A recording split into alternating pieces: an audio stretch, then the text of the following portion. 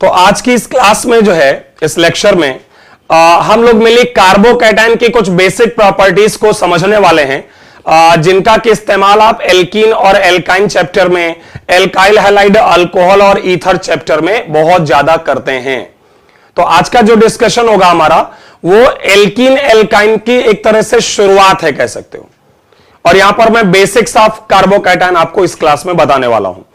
इससे पहले हम लोग कार्बोकैटायन की स्टेबिलिटी को कैसे कंपेयर किया जाए, how to compare the stability of carbocation, that we had already discussed in previous classes. Fine, so today we will be discussing basic properties of this carbocation, means how to generate the carbocation and what are the different types of reactions given by carbocation।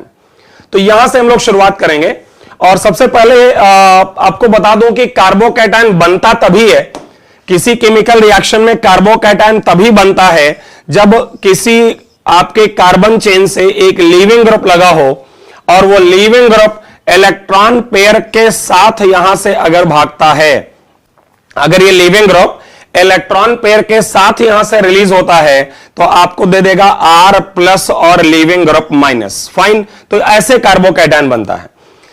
Okay, ध्यान रहे कि carbocation basically शुरुआत में दो तरह से जाना जाता था, कार्बोनियम आयन और कार्बोनियम आयन। कार्बोनियम आयन बाद में ड्रॉप कर दिया गया, या कह लो दोनों को इंक्लूड करके एक नाम दे दिया गया कार्बोकैटायन।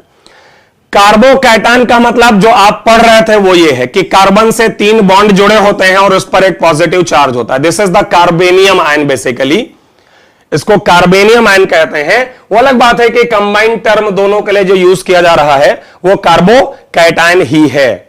अच्छा, कार्बोनियम आयन में कार्बन पेंटावैलेंट होता है 2 इलेक्ट्रॉन 3 सेंटर बॉन्ड से, और ऑक्टेट कंप्लीट भी होता है। लेकिन इसका हम इस्तेमाल ऑर्गेनिक रिएक्शंस में, जो सिलेबस है हमारा, उसमें इसका इस्तेमाल आपको कहीं देखने को नहीं मिलेगा। इसमें जो होता है उसका फार्मूला CH5+ जैसा होता है। तो कार्बन से 4 बॉन्ड तो हाइड्रोजन से जुड़े ही होते हैं, ये आप जान ही रहे हो, और जो 5वां बॉन्ड है H+ के साथ, वो बेसिकली यही 2 इलेक्ट्रॉन है जो तीनों जगह ऑसिलेट करते हैं। आपको याद होगा केमिकल बॉन्डिंग में तुमने पढ़ा है ब्रिज बॉन्डिंग या बनाना बॉन्डिंग, 2 इलेक्ट्रॉन 3 सेंटर, तो उससे यह बनता है। लेकिन हम इसको डिस्कस नहीं करने वाले हैं। हम बेसिकली कार्बोनियम आयन, या जिसको हम कार्बोकैटायन भी कह सकते हैं, हम उसको डिस्कस करेंगे, जिसमें कि कार्बन ट्राईवैलेंट है, ऑक्टेट इनकंप्लीट है, क्योंकि इसके पास 6 इलेक्ट्रॉन होते हैं वैलेंस शेल में। भाई 3 इलेक्ट्रॉन बचे और 3 इलेक्ट्रॉन की शेयरिंग, तो 6 हो गया। अनस्टेबल होगा क्योंकि ऑक्टेट पूरा नहीं है, तो हाईली रिएक्टिव है। लेविस एसिड है क्योंकि लोन पेयर गेन कर सकता है। इलेक्ट्रोफाइल है। Unpaired 0, bond pair 3, lone pair 0।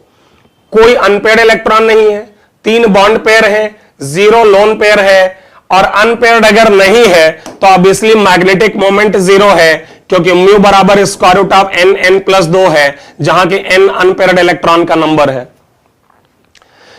Spin multiplicity का फॉर्मूला 2s+1 होता है, जहां की s जो है वो टोटल स्पिन है।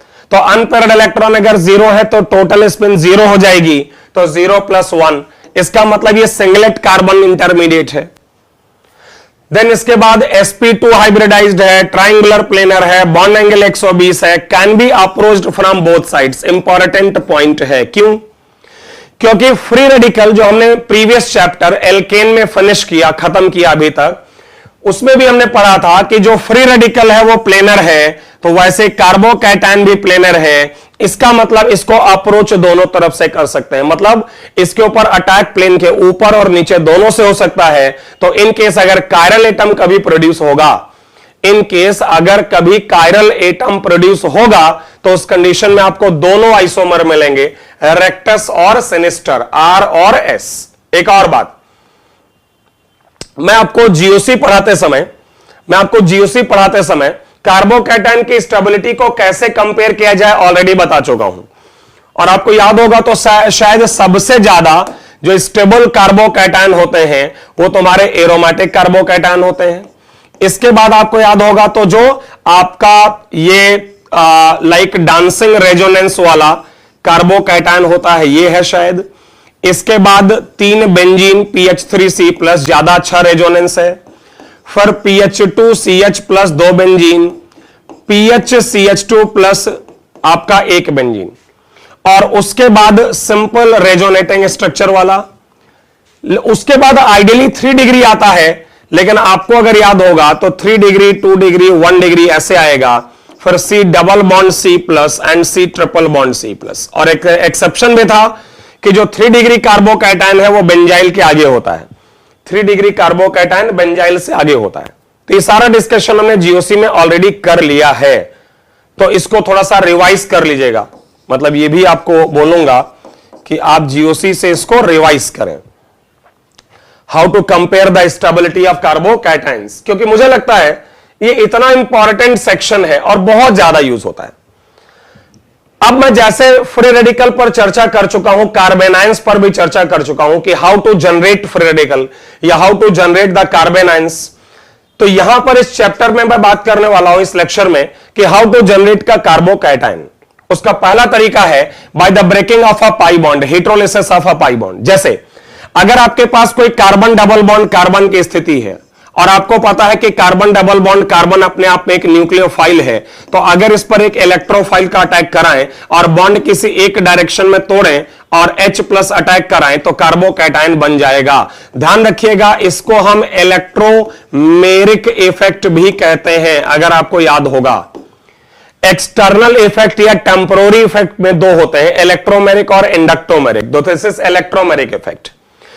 डेफिनेशन क्या है? Breaking of a pi bond in presence of a polar species, breaking of a pi bond in presence of a polar species and the transfer of electrons, transfer of pi electrons in fact to one of the bonded atoms is known as electromeric effect। मतलब किसी polar स्पीसी के presence में pi bond का टूटना और pi electron का एक direction में शिफ्ट हो जाना, this is known as electromeric effect. अब अगर वो कार्बन डबल बॉन्ड ऑक्सीजन होगा तो यहां तो निश्चित ही है कि ऑक्सीजन की तरफ टूटेगा और ये ऐसे, है ना, तो कार्बोकैटायन ये भी बन गया। और अगर कार्बन डबल बॉन्ड कार्बन पर कोई ग्रुप जुड़ा होगा, जैसे मान लो यहां पर CH3 जुड़ा है, तो अगर यहां CH3 जुड़ा है और इस पर H प्लस अटैक करे तो अब इस कार्बन कार्बन बॉन्ड की ब्रेकिंग किधर होगी, बता सकते हो तुम लोग? Any idea? इसमें कार्बन कार्बन बॉन्ड की ब्रेकिंग किधर होगी? राइट में होगी कि लेफ्ट में होगी? किस डायरेक्शन में होगी, क्या लगता है? तो चूंकि ये मिथाइल ग्रुप अपना प्लस H इफेक्ट लगाएगा, पॉजिटिव हाइपर कॉन्जुगेशन, इसलिए बॉन्ड की ब्रेकिंग राइट में होगी। यहां H प्लस अटैक करा दो तो बन जाएगा CH3 bond C plus bond C। तो कार्बोकैटायन बनाने का वन ऑफ द मेथड है heterolysis of pi bond. Pi bond को तोड़िए, इलेक्ट्रोफाइल का अटैक कराइए, उसको जोड़ दीजिए, आपको कार्बोकैटायन मिल जाएगा। तो this is one of the methods to generate the carbocation. मैं चाहूंगा कि मैं यहां पर कुछ एक एग्जांपल्स ले रहा हूं या क्वेश्चंस ले रहा हूं, आपको इन सभी में पाई बॉन्ड को तोड़ना है और मुझे बताना है कि कार्बोकैटायन जो बनेगा उसका स्ट्रक्चर क्या होगा। चलो जल्दी से शुरू हो जाइए, चलिए कॉपी उठाइए और शुरू हो जाइए कि इन केसेस में जो है, जो H प्लस जब अटैक करेगा तो पाई बॉन्ड किधर को टूटेगा और बनने वाला जो कार्बोकैटायन है उसका स्ट्रक्चर क्या होना चाहिए। चलिए जल्दी से,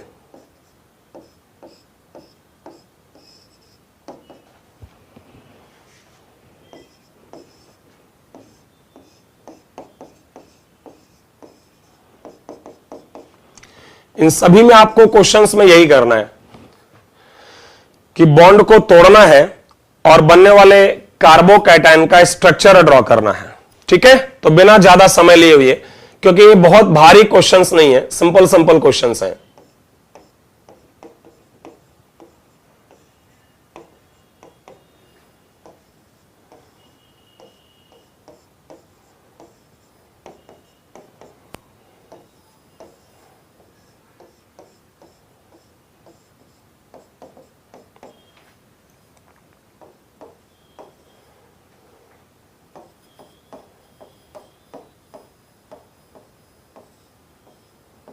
चलिए शुरू हो जाइए,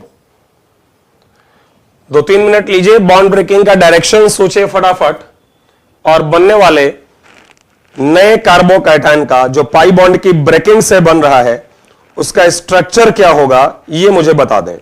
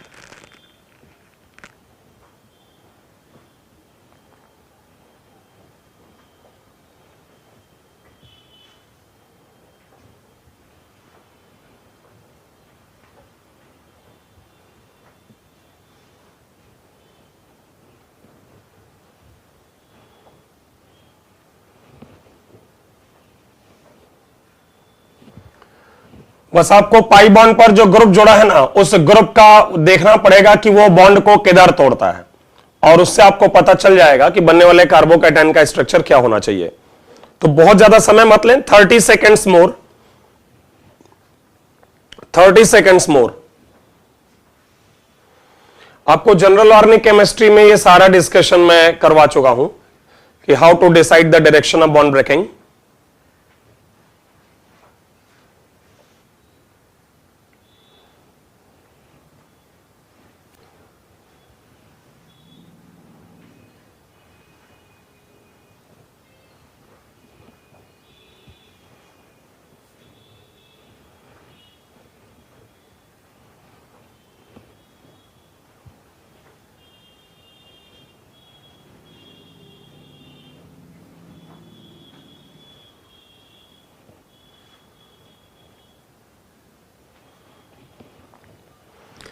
ओके, चलिए तो अब मैं बताता हूं। यहां पर इन दोनों मेथाइल ग्रुप के प्लस H के कारण बॉन्ड राइट में टूटेगा, H प्लस यहां अटैक करेगा, तो the new carbocation will be like this. इसमें दोनों तरफ के अल्फा हाइड्रोजन बराबर हैं, तो किसी भी डायरेक्शन में तोड़ दो, H प्लस का अटैक करा दो, कार्बोकैटायन आ जाएगा। और अगर अल्फा हाइड्रोजन बराबर नहीं होते, अगर अल्फा हाइड्रोजन दोनों तरफ इक्वल नहीं होते, तो जिधर अल्फा हाइड्रोजन ज्यादा होते उधर का हाइपर कॉन्जुगेशन इफेक्ट डोमिनेट करता। इस केस में भी बॉन्ड इधर ब्रेक होगा, अल्फा हाइड्रोजन इधर ज्यादा है, देखो 3 3 6, यहां 3 ही है, तो बॉन्ड ब्रेक होगा राइट में, और कार्बोकैटायन का स्ट्रक्चर ये। यहां पर OH का लोन पेयर जो है मेसोमेरिक इफेक्ट के कारण इस बॉन्ड को राइट में तोड़ेगा, तो H प्लस यहां अटैक करेगा, तो OH के बगल वाला जो कार्बन है वहां प्लस आएगा। और यहां पर भी देखिए, यहां पर OH लगाएगा प्लस M, और ये मेथाइल ग्रुप लगाएगा प्लस H, डोमिनेटिंग है प्लस M, तो बॉन्ड टूटेगा राइट में, और ये यहां अटैक करेगा, और OH के पड़ोस के कार्बन पर प्लस आएगा।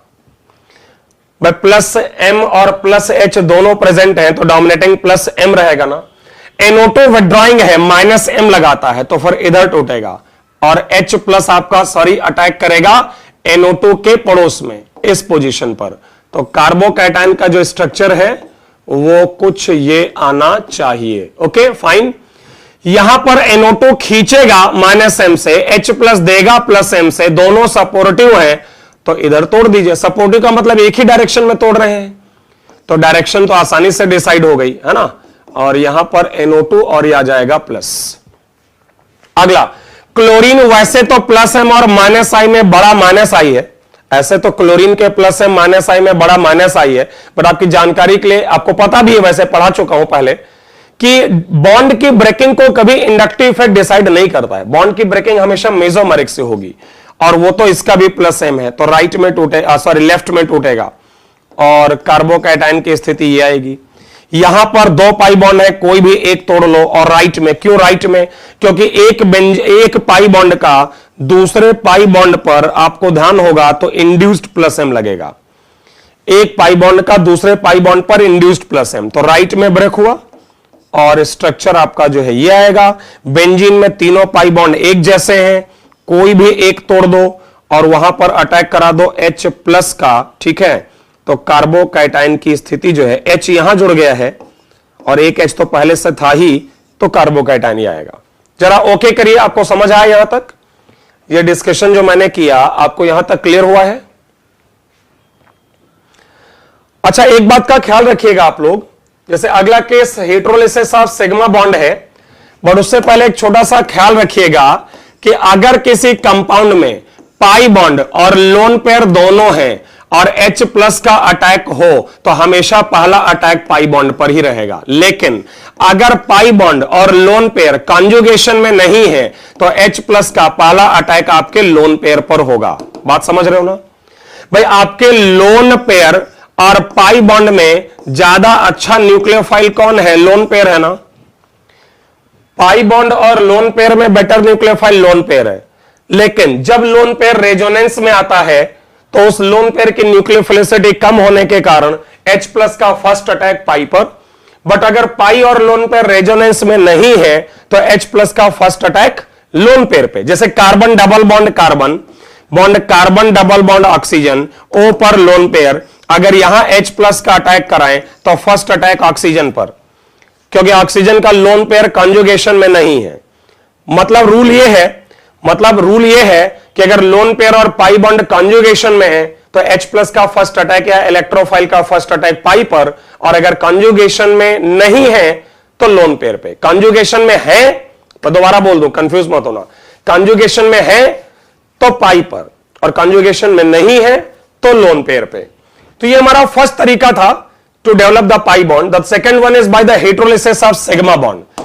आप लोगों को मैंने जब लीविंग ग्रुप सिखाया था तो मैंने कहा था अगर कोई गुड लीविंग ग्रुप 3 डिग्री पर जुड़ा है और सॉल्वेंट पोलर है तो बिना किसी अटैक के अपने आप भाग जाएगा, लेकिन गैस फेज में नहीं भागेगा।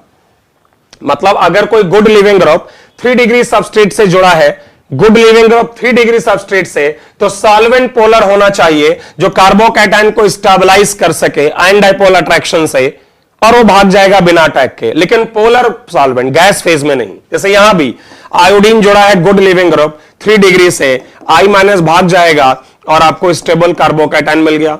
लेकिन अब देखो ये 1 डिग्री है, सिर्फ पोलर सॉल्वेंट लेने से कुछ नहीं होगा। ये 1 डिग्री है, OH माइनस के अटैक से क्लोरीन भाग जाएगा, लेकिन फिर यहां पर कार्बोकैटायन नहीं बनेगा, नो कार्बोकैटायन। क्यों? क्योंकि नियम क्या है, अगर 1 डिग्री या 2 डिग्री सबस्ट्रेट है तो good leaving group polar solvent पे खुद से नहीं भागेगा, जब अटैक कराओगे तब भागेगा। जैसे यहां पर OH है, आपको पता है OH बैड लिविंग ग्रुप है, कभी नहीं भागेगा। ये सब आपको बता चुका हूं। और एक बात और बताऊं कि इस तरह से जो ये बॉन्ड ब्रेकिंग है, सिग्मा बॉन्ड की जो बॉन्ड ब्रेकिंग है इस तरह से, इसको हम लोग इंडक्टोमेरिक इफेक्ट कहते हैं। इसी का नाम इंडक्टोमेरिक इफेक्ट है। एक्सटर्नल अटैक से भागना लिविंग ग्रुप का, सिग्मा बॉन्ड टूटना, this is known as inductomeric effect. हां, तो मैं ये कह रहा था कि जैसे यहां पर 3 डिग्री सबस्ट्रेट है लेकिन तब भी नहीं भाग रहा है क्योंकि OH minus bad leaving group है, और बैड लिविंग ग्रुप पर तुम अटैक भी कराओगे तो भी नहीं भागेगा। हां, मीडियम एसिडिक ले लिया तो ये भाग जाएगा क्योंकि 3 डिग्री से जुड़ा है, क्योंकि एसिडिक मीडियम क्या करता है, एसिडिक मीडियम अल्कोहल का प्रोटोनेशन करा के OH माइनस को H2 में बदलता है। OH minus is a bad leaving group but water is a good leaving group, तो उस आधार पर ये यहां से रिलीज हो जाएगा। बाकी OH अटैक से कभी नहीं भागेगा। मतलब मैं कहना चाह रहा हूं, पीछे भी समझा चुका हूं कि ROH में तुम चाहे गैस फेज लो, चाहे पोलर सॉल्वेंट लो, चाहे पोलर सॉल्वेंट के साथ अटैक भी करा दो, नहीं भागेगा, क्योंकि आपका जो OH माइनस है वो बैड लिविंग ग्रुप है या पुअर लिविंग ग्रुप है। बट मीडियम अगर एसिडिक ले लें, अल्कोहल का प्रोटोनेशन हो जाएगा, और अब ये अल्कोहल 3 डिग्री है, 3 डिग्री है तो भाग जाएगा, 1 डिग्री है तो अटैक से भागेगा। मतलब भाग तो जाएगा ही, चाहे खुद से भागे चाहे अटैक से भागे। फिर एक था removal of NH2 group, diazotization, क्योंकि यह भी मैंने आप लोगों को पढ़ाया है कि जो अमाइंस होते हैं उनकी लिविंग एबिलिटी और भी पुअर है। मतलब यहां पर भी तुम गैस फेज में नहीं भागेगा, पोलर सॉल्वेंट नहीं भागेगा क्योंकि अगेन बैड लिविंग ग्रुप है, अटैक कराओगे तो भी नहीं भागेगा।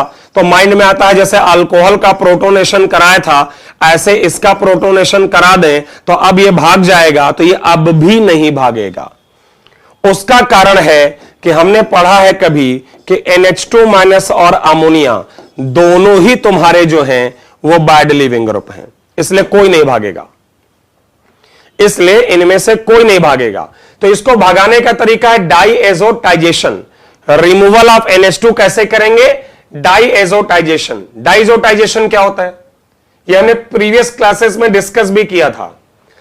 डाइजोटाइजेशन क्या होता है? डाइजोटाइजेशन यह है कि एक रिएजेंट है HCl प्लस NaNO2 का मिक्सचर, या कई बार वो नाइट्रस एसिड डायरेक्टली लिखा होता है, यह आपका डाइएजोटाइजेशन का अभिकर्मक है, रिएजेंट है। HCl प्लस NaNO2 का मिक्सचर और ओनली दिस HNO2। और ये दोनों का जो अटैकिंग स्पीसी है, मतलब जो एक्चुअल में अटैक करता है, वो अटैकिंग स्पीसी है आपका NO प्लस नाइट्रोसोनियम आयन। मतलब अगर इनमें से कोई भी एरो पर लिखा है, अगर इनमें से कोई भी कॉम्बिनेशन एरो पर लिखा है, that means the reacting species NO plus. ऐसा क्यों? ऐसा इसलिए क्योंकि HNO2 में मीडियम जब एसिडिक आएगा और वो इस OH की लिविंग एबिलिटी को बढ़ाएगा प्रोटोनेशन से, तो वाटर निकल के तुमको NO प्लस एक इलेक्ट्रोफाइल मिल जाएगा। This is an electrophile actually. Nitrous acid में जो OH- है, it is a bad leaving group. तो जब H प्लस O को अटैक करेगा तो प्रोटोनेशन से उसको निकाल लेगा और एक स्टेबल कार्बोकैटायन मिलेगा, क्योंकि NO प्लस जो है ना वो बैक बॉन्डिंग में है। अगर आप ध्यान देंगे तो O के साथ लोन पेयर के साथ बैक बॉन्डिंग में है, और इसलिए आपको यहां पर एक स्टेबल कार्बोकैटायन मिलेगा। ओके, ठीक है। अब पॉइंट आता है कि तो डाइजोटाइजेशन होता कैसे, उसकी मैकेनिज्म क्या है? तो बड़ी सिंपल सी मैकेनिज्म है। देखो, आपका जो RNH2 है वो अपने आप में एक न्यूक्लियोफाइल है। देखो, न्यूक्लियोफाइल। तो इस पर जब अटैक कराओगे तुम HNO2 या NaNO2 HCl का, तो ये इसको super leaving group nitrogen N2 plus में बदल देता है। और ये काम होता कैसे है?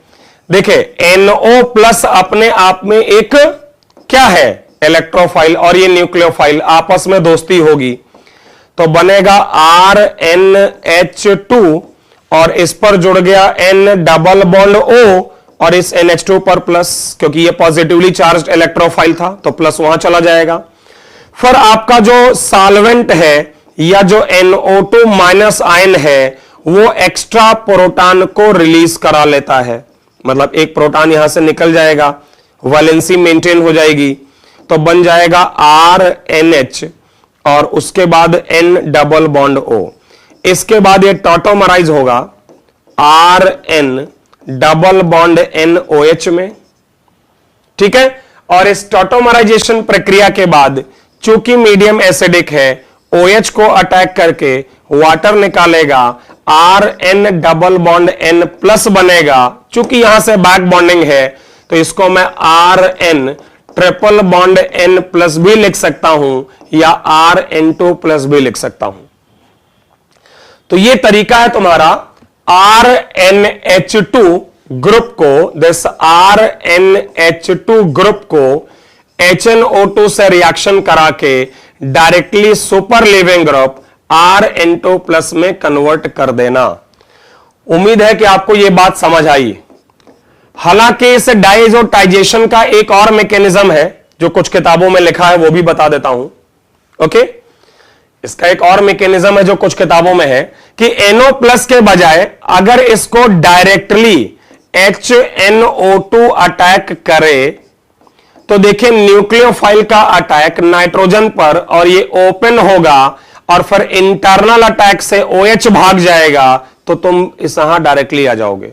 यह भी एक तरीका हो सकता है कि एक SNAE टाइप की मैकेनिज्म हो जाए, जो पीछे तुम लोगों को कहीं बताया है, SNAE टाइप की मैकेनिज्म है ना, वो हो जाए कि ये अटैक करे, पाई बॉन्ड टूटे, फिर इंटरनल अटैक से बैड लीविंग ग्रुप चला जाए।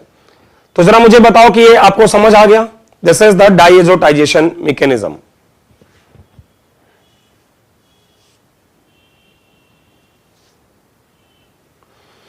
तो मैं आपको यह समझा रहा था यहां इस डिस्कशन में कि किस तरह से पाई बॉन्ड तोड़कर और किस तरह से सिग्मा बॉन्ड तोड़ के, मींस इलेक्ट्रोमेरिक इफेक्ट और इंडक्टोमेरिक इफेक्ट से किस प्रकार से हम कार्बोकैटायंस का जनरेशन कर सकते हैं। एक बार जनरेशन कर लिया तो अब क्वेश्चन अराइज होता है कि कार्बोकैटायन किस तरह से रिएक्शंस देता है, मतलब रिएक्शंस शोन बाय कार्बोकैटायन। तो देखिए कार्बोकैटायन तीन तरह के रिएक्शंस देता है, एक रीअरेंजमेंट, एक कॉम्बिनेशन और एक एलिमिनेशन। समझिए, आपका कार्बोकैटायन आपको तीन प्रकार के रिएक्शंस देता है। एक आपका है रीअरेंजमेंट रिएक्शन, एक है कॉम्बिनेशन विद न्यूक्लियोफाइल और एक है एलिमिनेशन विद बेस, जो आप आगे के चैप्टर्स में इस्तेमाल करते हो। इनफैक्ट ये बहुत बहुत बहुत इंपॉर्टेंट डिस्कशन है। रीअरेंजमेंट क्या है? मैंने आपको कहा था एल्केन जब पढ़ा रहा था कि एल्केन्स में free radicals do not rearrange, but carbocation के लिए तब भी हिंट किया था कि जब भी केमिकल रिएक्शन में कोई कार्बोकैटायन बनता है तो वो अपने को ज्यादा स्टेबल कार्बोकैटायन में रीअरेंज करने की या बदलने की कोशिश करता है हमेशा, ताकि उसकी स्टेबिलिटी बढ़ जाए।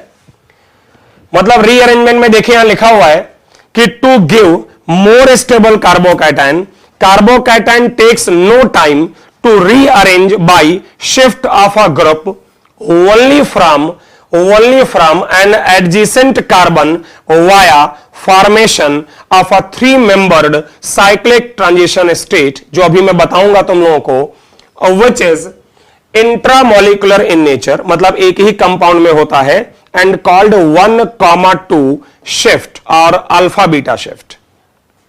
समझाता हूं, ये जो मैं आपको सिखाने जा रहा हूं रीअरेंजमेंट ऑफ कार्बोकैटायन, ये बेसिकली मियर वीन रीअरेंजमेंट भी कहलाता है। इस रिएक्शन को मियर वीन रीअरेंजमेंट रिएक्शन भी कहते हैं। फाइन।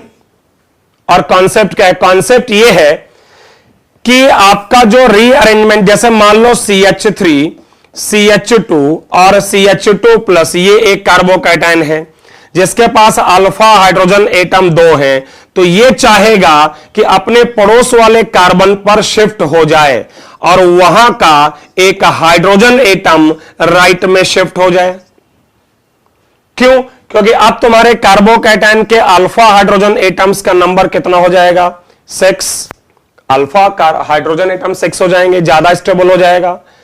इस प्रक्रिया को हम 1,2 शिफ्ट या अल्फा बीटा शिफ्ट कहते हैं, मतलब पड़ोस में होता है। और इसको होने का जो तरीका है वो एक ट्रांजिशन स्टेट के थ्रू होता है। ध्यान रखिएगा कि ये जो रीअरेंजमेंट है ये अपने आप में एक सिंगल स्टेप रिएक्शन होती है। It is a single step reaction, and as you know single step reactions pass through a transition state. होता कैसे है?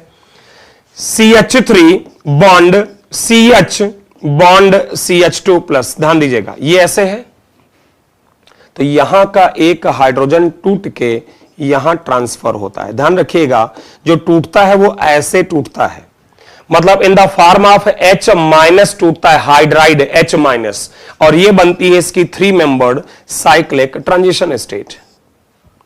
3-मेंबर्ड cyclic transition state, CH3 CH2 CH2+, तो इस पड़ोस वाली पोजीशन का एक H- टूट के यहां से यहां चल गया।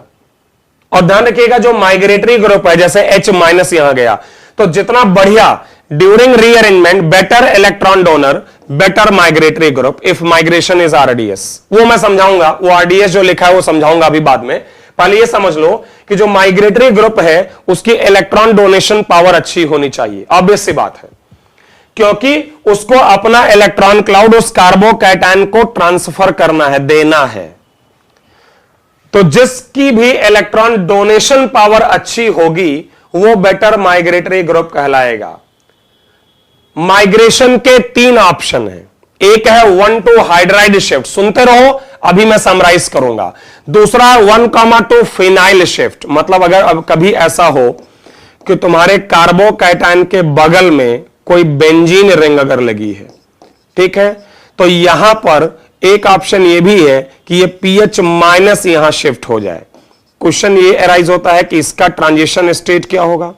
अगर पीएच माइनस यहां शिफ्ट हो गया, पीएच यहां आ गया, ठीक है, तो ये होता कैसे है, वैसे ही 3 membered cyclic transition state CH3 CH CH2 plus, यहां से पीएच टूटेगा, जो बेंजीन रिंग है आपकी वो यहां से टूटेगी और यहां जुड़ेगी, ऐसे कुछ।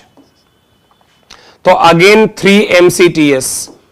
क्वेश्चन जरूर अराइज होता है, क्वेश्चन जरूर अराइज होता है कि हाइड्राइड शिफ्ट और फिनाइल शिफ्ट में, हाइड्राइड शिफ्ट और फिनाइल शिफ्ट में कौन बेहतर है। तो थोड़ा इंतजार करो, अभी आपको समराइज करूंगा तब क्लियर हो जाएगा।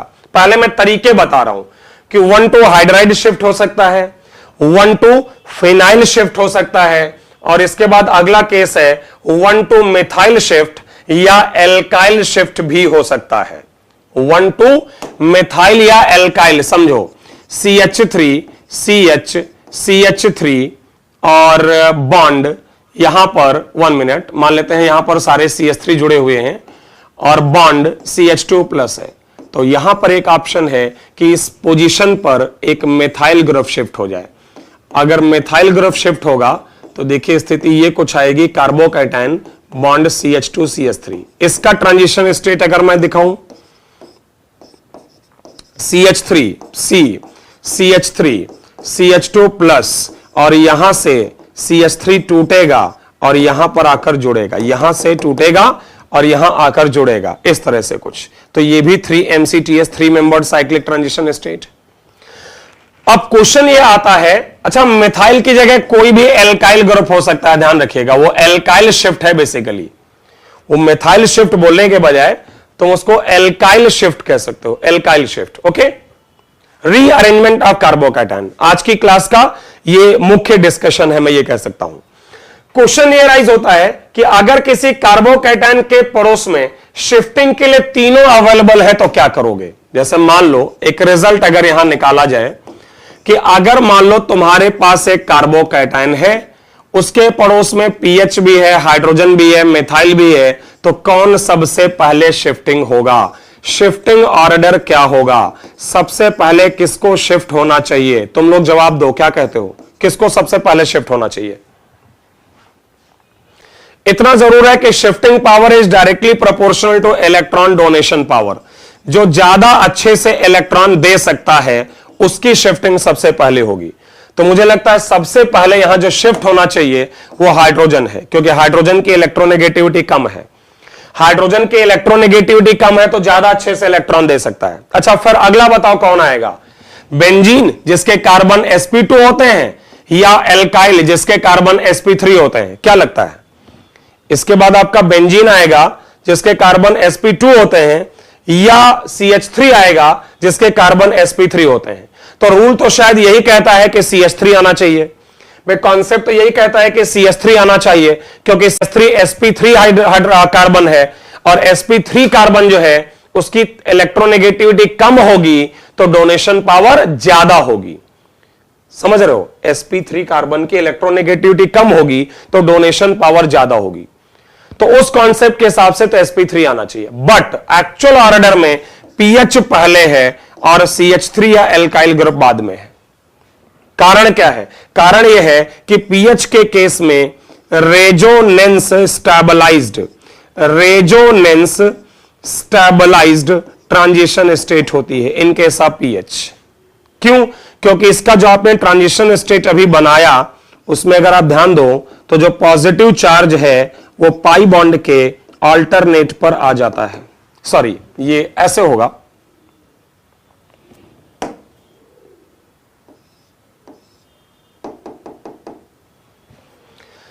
तो रेजोनेंस स्टेबलाइज्ड कार्बोकैटायन के कारण pH पहले आ जाता है CH3 के, आइडियली बाद में आना चाहिए।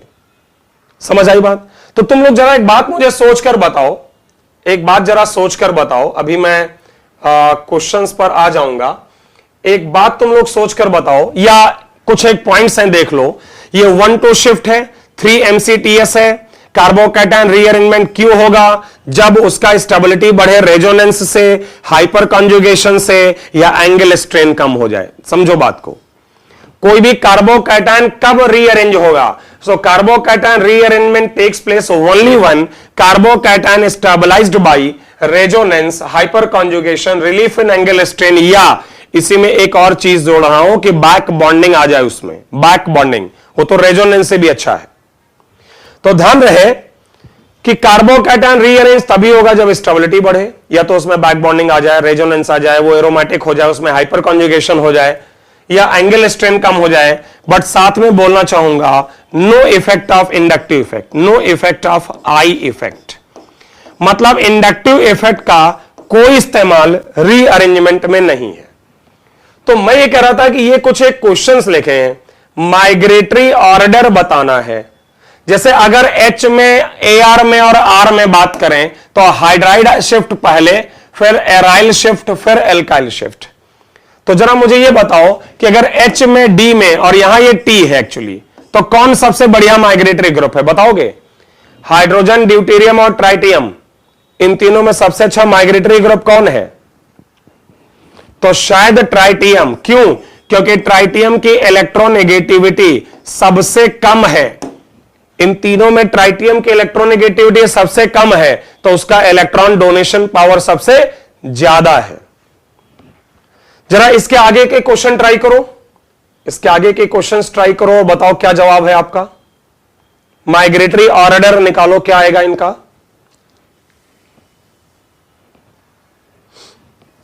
यहां पर जो ये बॉन्ड छूटा हुआ है, इसका मतलब यहां से उसको माइग्रेट करना है। एक्चुअली यहां से माइग्रेट करना है। जो येलो लाइन आपको दिख रही है, मतलब यहां से उसका माइग्रेशन होना है। तो जरा माइग्रेटरी एप्टीट्यूड या माइग्रेटरी पावर का जो सीक्वेंस होना चाहिए वो जरा बनाइए।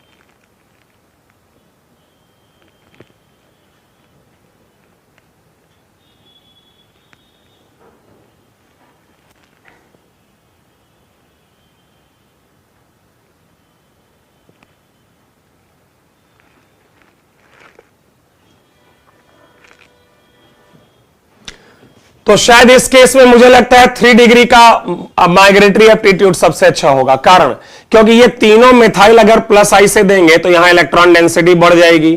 भाई यही वो कार्बन है जो माइग्रेट करने वाला है, यही वो कार्बन है जो माइग्रेट करने वाला है। तो जितना ज्यादा इलेक्ट्रॉन मिल जाएगा इधर से, डोनेशन पावर अच्छी कर देगा, क्योंकि उस पॉइंट पर इलेक्ट्रॉन डेंसिटी बढ़ जाएगी। ऐसे यहां पर शायद ये हो जाएगा, क्योंकि ये ज्यादा कार्बन आपके ज्यादा प्लस आई से इलेक्ट्रॉन डेंसिटी यहां बढ़ाएंगे। इसमें मुझे लगता है कि इस पोजीशन पर ये NO2 अपने -m से खींच लेगा, साइनाइड अपने -m से खींच लेगा, OMe अपने +m से दे देगा, और NH2 भी सबसे ज्यादा दे देगा। तो सबसे अच्छा माइग्रेशन पावर इसी का, क्योंकि NH2 उस पॉइंट पर जो माइग्रेटरी कार्बन है वहां +m से इलेक्ट्रॉन डेंसिटी सबसे ज्यादा बढ़ाएगा। OMe का मेसोमेरिक रिलेटिवली कम होता है, यहां कोई डोनर नहीं है और यहां गेनर है, और NO2 ज्यादा खींचेगा तो माइग्रेटरी पावर उसकी और कम हो जाएगी। नेक्स्ट, आगे के क्वेश्चंस भी अगर आप ट्राई करना चाहें तो कर लें। तब तक इस क्वेश्चन में देखो ये पारा पर है, तो +H और +I से इस पोजीशन पर इलेक्ट्रॉन डेंसिटी बढ़ाएगा, और ये सिर्फ +I से बढ़ाएगा। तो अल्टीमेटली यहां इलेक्ट्रॉन डेंसिटी फर्स्ट में ज्यादा अवेलेबल है। OMe यहां प्लस M से देगा और यहां ये देगा नहीं, माइनस I से लेगा, क्योंकि मेटा पर मेसोमेरिक नहीं लगता है। तो इस पॉइंट पर इलेक्ट्रॉन डेंसिटी इसके रिस्पेक्ट में ज्यादा होगी, तो I think A more than B। और लास्ट केस में भी शायद सबसे अच्छा ये रहेगा, क्योंकि एक तो ये प्लस M से देगा उस पोजीशन पर और माइनस I से जो लेगा वो रिलेटिवली कम होगा, जबकि यहां पर ये प्लस M से देगा लेकिन माइनस I से जो लेगा वो रिलेटिवली ज्यादा होगा। और इसके बारे में तो कहना चाहूंगा नो शिफ्ट हिंड्रेंस के कारण, नो शिफ्ट स्टेरिक स्ट्रेन या स्टेरिक हिंड्रेंस की वजह से ये ग्रुप कभी भी माइग्रेटरी ग्रुप का काम नहीं कर पाएगा। तो जरा ओके करो, क्लियर हुआ ये माइग्रेशन जो मैंने सिखाया। तो रीअरेंजमेंट के दौरान हमेशा जो बेहतर माइग्रेटरी ग्रुप है वो माइग्रेट करेगा। और जैसा कि आपने देखा यहां पर कि 1 to hydride shift, 1 to phenyl shift और 1 to एल्काइल शिफ्ट दोनों हो सकता है। एक दो बातें और फिर आते हैं क्वेश्चन में कि during rearrangement configuration never change, मतलब जो ग्रुप माइग्रेट कर रहा है उसका अगर वो कायरल एटम है तो उसके कॉन्फ़िगरेशन में कोई बदलाव नहीं आता है। मतलब जैसे अगर ये स्थिति है कि मान लो आपका कार्बोकैटायन जो है, मान लेते हैं कार्बोकैटायन यहां पर है और यहां पर आपका, ध्यान दीजिएगा, यहां पर आपका वेज पोजीशन पर एक माइग्रेटरी ग्रुप प्रेजेंट है, ठीक है। ऐसे ले लेते हैं कुछ, दिस मिथाइल, मिथाइल, इथाइल, और यहां पर प्रेजेंट है एक ऐसा ग्रुप जिसमें एक कायरल एटम है, मान लेते हैं बेंजीन रिंग PH, और उस PH से भी एक कायरल एटम लगा हुआ है। तो स्ट्रक्चर मुझे बनाना पड़ेगा उसका, मान लीजिए ऐसे है, और यहां पर एक कायरल एटम है और इसका अपना कुछ कॉन्फ़िगरेशन है लेट्स से। तो यहां जब तुम माइग्रेशन कराओगे, चूंकि हाइड्रोजन है नहीं इस पोजीशन पर हाइड्रोजन तो है नहीं, तो माइग्रेट तो फिनाइल वाला ग्रुप करेगा। लेकिन जब वो माइग्रेट करेगा और कार्बोकैटायन यहां आएगा और यहां पर ये बेंजीन जुड़ेगा, तो इसका अपना जो कायरल एटम था उस पर कोई बदलाव नहीं आएगा, क्योंकि आपने उसको थोड़ा ना ब्रेक किया है, उस बॉन्ड को तोड़ा ही नहीं है, डिस्टर्ब ही नहीं किया है। तो एक तो पॉइंट ये है। दूसरा ये कि कार्बोकैटायन रीअरेंजमेंट में take place more than once. Carbocation rearrangement, जैसे समझो बात को, मैं समझाता हूं। जैसे मान लो तुम्हारे पास ये एक कार्बोकैटायन है, यहां पर ये, अब ये कार्बोकैटायन इसके पड़ोस में देखो हाइड्रोजन है, तो हाइड्राइड शिफ्ट करा के यहां आ जाएगा। समझिएगा बात को, यहां पर इसके अल्फा हाइड्रोजन 2 हैं, तो हाइड्राइड शिफ्ट, क्योंकि हाइड्राइड शिफ्ट सबसे पहले होती है, अगर हाइड्राइड है तो सबसे पहले वही शिफ्ट होगा। तो हाइड्राइड यहां आ गया, कार्बोकैटायन यहां, अल्फा हाइड्रोजन बढ़ के 3 हो गए। अब चाहे तो एक मिथाइल शिफ्ट भी हो सकती है फर्दर, क्यों? क्योंकि आप देखो तो कार्बोकैटायन के अल्फा हाइड्रोजन और बढ़ गए, बढ़कर हो गए 7, और यहां पर मिथाइल इसलिए शिफ्ट हुआ क्योंकि अब पड़ोस में हाइड्रोजन नहीं था। तो वही लिखा है कि carbocation rearrangement can take place more than once, but every time by 1 to shift and every time to give more stable carbocation than previous one. No investment please, okay. कोई इन्वेस्टमेंट नहीं करना है। इन्वेस्टमेंट का मतलब कि किसी business point of view से नहीं सोचना है कि यार चलो पहले थोड़ा सा नुकसान उठा लेंगे और बाद में प्रॉफिट कमा लेंगे। बात को समझो। ऐसे मान लो तुम्हारे पास ये वाला कार्बोकैटायन होता, लेट से ये वाला, अब इसका अगर 1 to हाइड्राइड शिफ्ट पहले कराएं तो यहां आ जाएगा, फिर 1 to हाइड्राइड शिफ्ट हो सकती है, यहां आ जाएगा, फिर इसके बाद मिथाइल शिफ्ट करा दें तो यहां आ जाएगा। बात को समझो। जब यहां पर तुमने 1,2 हाइड्राइड शिफ्ट कराई, क्योंकि हाइड्रोजन यहां था, तो अल्फा हाइड्रोजन इसके 2 थे जो बढ़ के 5 हो गए। अगर देखो इधर भी है और इधर भी है। एक बार तुमने 1 to हाइड्राइड शिफ्ट फिर कराई, यहां से यहां ले आए, प्लस यहां आ गया, तो अल्फा हाइड्रोजन घट गए। बट अगली बार जब तुमने 1,2 एल्काइल शिफ्ट कराया तो अल्फा हाइड्रोजन बढ़ के 7 हो गए। अब अगर तुम में से कोई ये सोचे, कि यहां स्टेबिलिटी बढ़ी, यहां थोड़ी घट गई, लेकिन यहां तो ढेर सारी बढ़ गई, लेकिन जब यही नहीं होगा तो आगे कैसे होगा? कोई इन्वेस्टमेंट नहीं करना है स्टेबिलिटी का।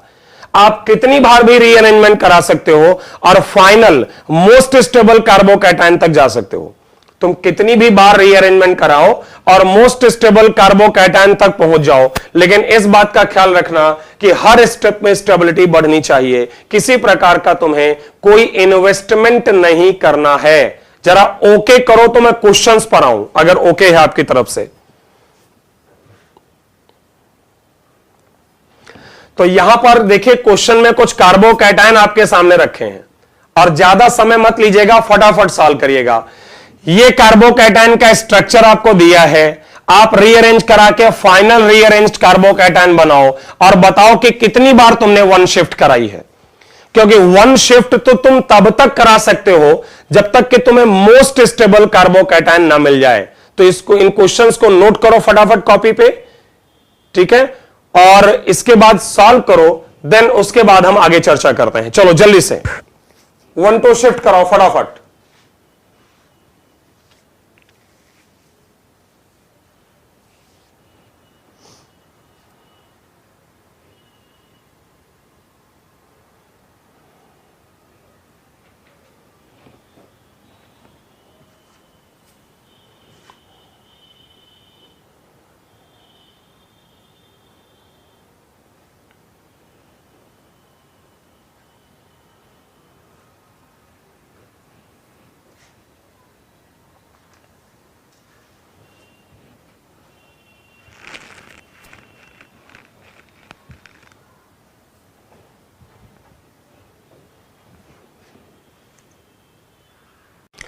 तो आपने अगर कर लिया हो तो फर्स्ट केस में अगर आप देखें तो पहले केस में कोई शिफ्टिंग नहीं होगा, इसलिए क्योंकि फाइनल कार्बोकैटायन वही रहेगा ना। अरे यार यहां शिफ्ट कराओगे तो स्टेबिलिटी बढ़ेगी थोड़े ना, और रूल क्या है, शिफ्टिंग तभी होगी जब स्टेबिलिटी बढ़ेगी। यहां पर अगर एक बार शिफ्ट कराओ तो ये यहां आ जाएगा हाइड्राइड शिफ्ट से, तो ये एक बार तुमने 1,2 हाइड्राइड शिफ्ट कराई है। नेक्स्ट केस में यहां भी अगर हाइड्राइड शिफ्ट करा के यहां ले आए तो कार्बोकैटायन ज्यादा स्टेबल हो जाएगा, तो यहां भी तुमने एक बार कराया होगा।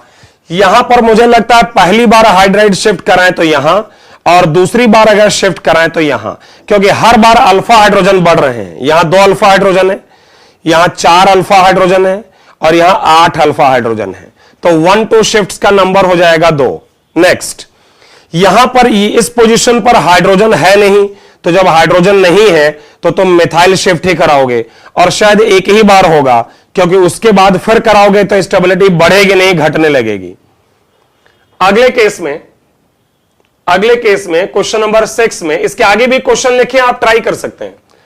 क्वेश्चन नंबर 6 में पीएच शिफ्ट होगा, फिनाइल शिफ्ट, क्योंकि हाइड्राइड का ऑप्शन नहीं है, तो 2 पीएच यहां बचेंगे और यह आ जाएगा प्लस, और बॉन्ड कार्बन बॉन्ड पीएच, और शायद एक ही बार आपने 1 2 शिफ्ट किया है। तो चलो जल्दी से जरा कराओ फटाफट। इसके बाद अगला वाला, इसके बाद भी जो लिखे हैं उनका भी फटाफट कराइए, देखिए कितनी बार 1 2 शिफ्ट हो सकता है, ताकि आपको मोस्ट स्टेबल कार्बोकैटायन मिल जाए।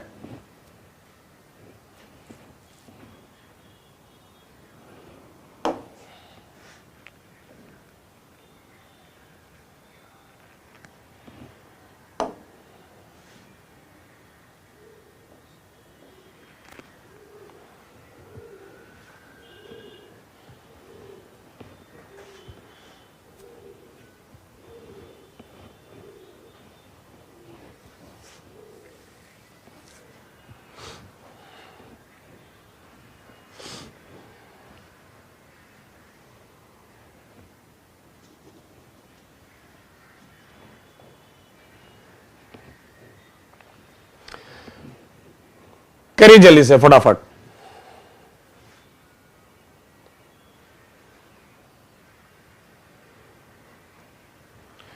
कुछ ये है अप टू क्वेश्चन नंबर 11, और इसके बाद जो है आपके पास है यहां पर क्वेश्चन नंबर 12 से लेकर क्वेश्चन नंबर 16 तक आपको ये सॉल्व करने हैं, 12 से लेकर 16 तक, और इसके बाद 17 ऑनवर्ड्स, 17 to 21,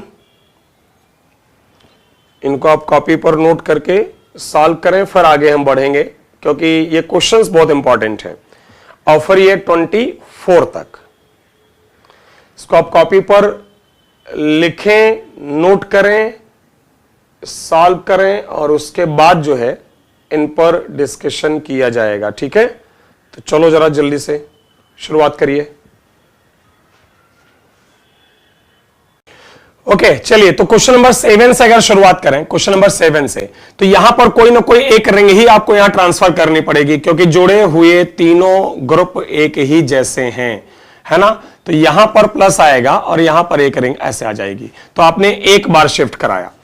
यहां पर नो शिफ्टिंग, क्यों? क्योंकि लोन पेयर के साथ ये बैक बॉन्डिंग में है और बैक बॉन्डिंग में जब ऑलरेडी है तो फर्दर तो शिफ्ट नहीं होगा यहां पर भी, क्योंकि ऑलरेडी बहुत स्टेबल है। हां, इसमें हो जाएगा क्योंकि इस पोजीशन से हाइड्रोजन जो है उसकी हाइड्राइड शिफ्ट होकर और प्लस नीचे आ जाएगा क्योंकि अल्फा हाइड्रोजन बढ़ गए हैं। क्वेश्चन नंबर 11 की अगर बात करूं मैं, क्वेश्चन नंबर 11, तो मुझे लगता है यहां पर कोई शिफ्टिंग नहीं होगी क्योंकि इसके अल्फा हाइड्रोजन ऑलरेडी 4 हैं। अगर तुम इसके ऊपर लाओगे तो घटेंगे और नीचे लाओगे तो वही रहेंगे। नीचे लाओगे यहां तो वही रहेंगे, ऊपर ले जाओगे घटेंगे और उसके बाद तो फिर होगा नहीं, क्योंकि जब पहला स्टेप नहीं होगा तो दूसरा हो ही नहीं सकता। हां, यहां हो जाएगा। अच्छा, इसके दो ऑप्शन हैं। ये हाइड्राइड शिफ्ट ऊपर भी करा सकता है और नीचे भी, क्योंकि दोनों डायरेक्शन में स्टेबिलिटी बढ़ रही है। वो अलग बात है कि इनमें से कोई एक ही मेजर प्रोडक्ट देगा जो हम आगे पढ़ेंगे, बट ये क्लियर है कि ऊपर नीचे दोनों तरफ करा सकता है क्योंकि दोनों डायरेक्शन में अल्फा हाइड्रोजन बढ़ गए। ये अगेन नहीं होगा, आई थिंक ये रिपीट भी हो गया 11 और 13। ये भी नहीं होगा क्योंकि यहां भी अगर आप शिफ्ट कराओगे तो अल्फा हाइड्रोजन पर कोई फर्क नहीं पड़ रहा है। 15 की बात करें, नहीं होगा। 16 की बात करें, अब 16 में ये कार्बोकैटायन जो आपका रखा है इस पोजीशन पर यहां, ये इसके आगे आएगा ही नहीं क्योंकि अल्फा हाइड्रोजन घटेंगे। हालांकि काफी नीचे आने पर बैक बॉन्डिंग है, लेकिन यार जब पहला ही स्टेप नहीं होगा तो दूसरा कैसे होगा।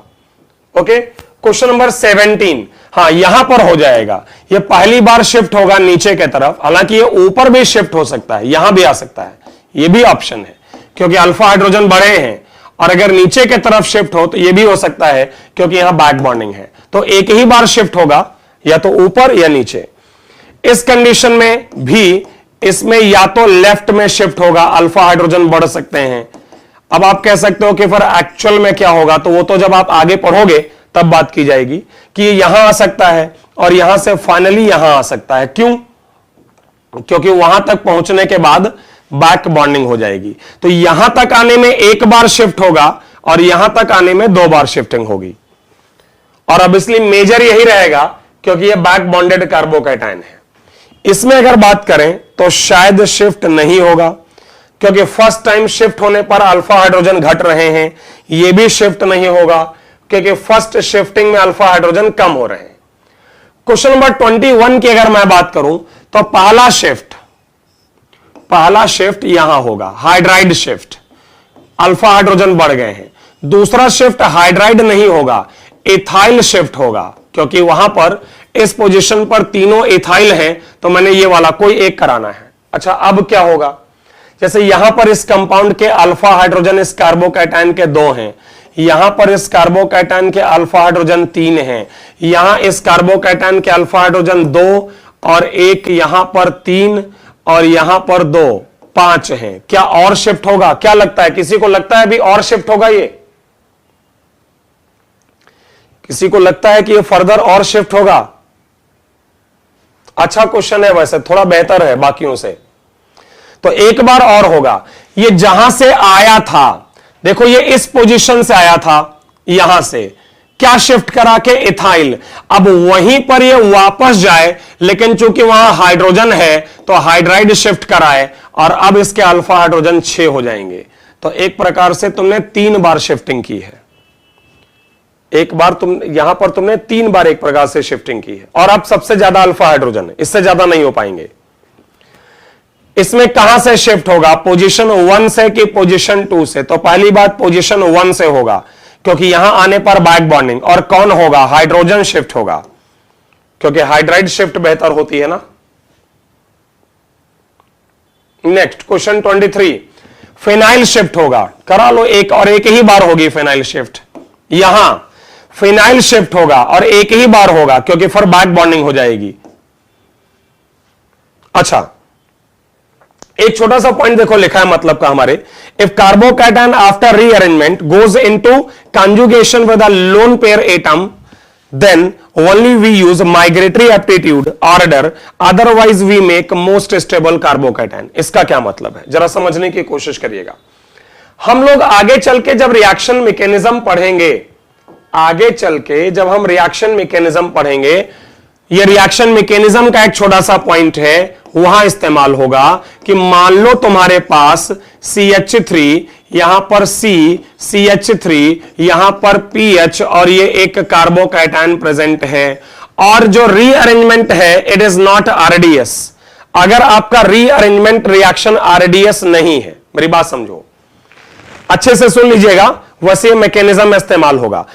माइग्रेटरी ऑर्डर का इस्तेमाल तब करते हैं जब या तो रिएक्शन में माइग्रेशन ही RDS हो, और या माइग्रेशन के बाद जो कार्बोकैटायन बनेगा वो बैक बॉन्डिंग में हो। मेरी बात समझो ध्यान से, फिर बोल रहा हूं, हम माइग्रेटरी ऑर्डर स्ट्रिक्टली तब फॉलो करते हैं जब रिएक्शन में माइग्रेशन ही RDS हो, या माइग्रेशन के बाद कार्बोकैटायन जो बनेगा वो बैक बॉन्डिंग में हो। और अगर ऐसा नहीं है तो हम माइग्रेटरी ऑर्डर फॉलो करने के बजाय उस ग्रुप को माइग्रेट कराते हैं जो ज्यादा स्टेबल कार्बोकैटायन देगा, उस ग्रुप को माइग्रेट कराते हैं जो ज्यादा स्टेबल कार्बोकैटायन देगा। मैं समझाता हूं, जैसे यही है अगर, और इफ माइग्रेशन इज RDS, अब वो तो जब मैकेनिज्म पढ़ेंगे तब समझ आएगा, जब हम लोग आगे मैकेनिज्म पढ़ेंगे तब ये क्लियर होगा कि अगर माइग्रेशन RDS है तो जिसका माइग्रेटरी पावर अच्छा है उसी को माइग्रेट कराओ, तो बन जाएगा CH3C, CH3 यहां पर प्लस बॉन्ड CH2PH। लेकिन if migration is not RDS, if migration is not RDS, अगर माइग्रेशन RDS नहीं है, रेडिसाइडिंग स्टेप नहीं है, तो उसको माइग्रेट कराओ जिससे ज्यादा स्टेबल कार्बोकैटायन बनेगा। और मुझे लगता है अगर पीएच के बजाय मिथाइल शिफ्ट कराएं तो कार्बोकैटायन ज्यादा स्टेबल है क्योंकि बेंजीन के साथ रेजोनेंस में है।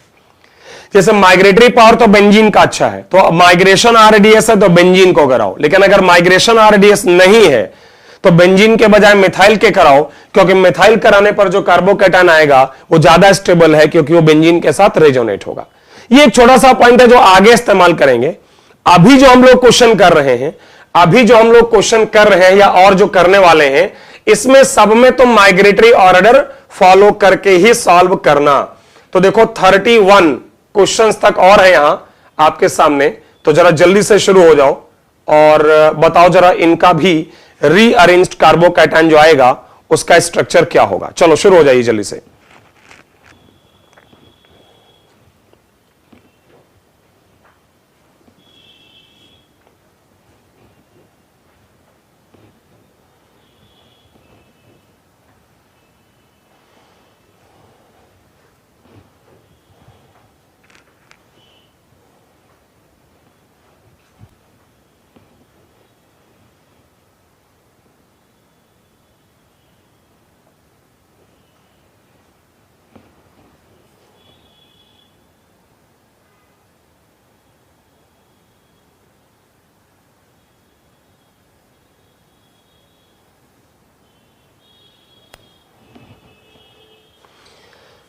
करिए जरा, देखिए कितनी बार शिफ्ट होगा और शिफ्ट होकर कहां जाएगा।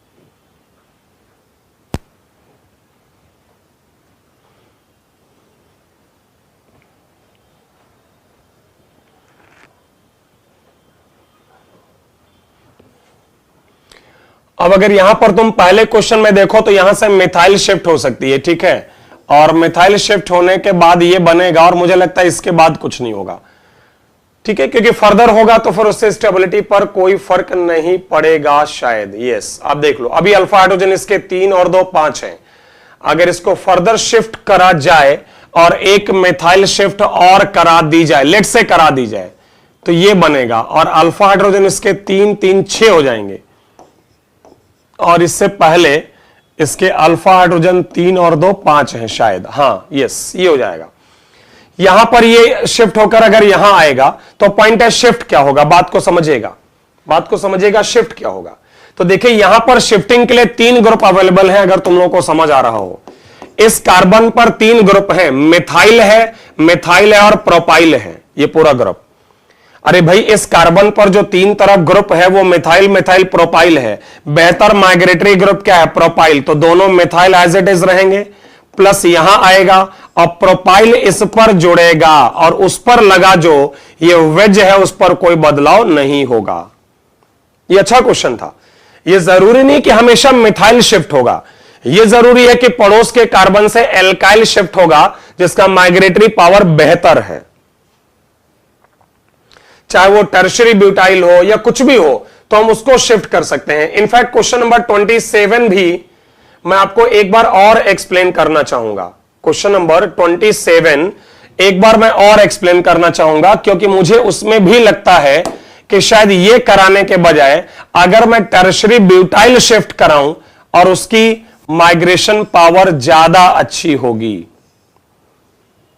टर्शरी ब्यूटाइल, भाई इसके लिए भी देखो, इस पॉइंट पर शिफ्टिंग के लिए 3 है, मिथाइल, ये वाला मिथाइल है, ये मिथाइल है, ये टर्शरी ब्यूटाइल है, और शायद टर्शरी ब्यूटाइल सबसे बढ़िया माइग्रेटरी ग्रुप है। और फर्दर ये यहां से यहां नहीं आएगा क्योंकि अल्फा हाइड्रोजन शायद कम हो रहे हैं, और यहां 8 अल्फा हाइड्रोजन है।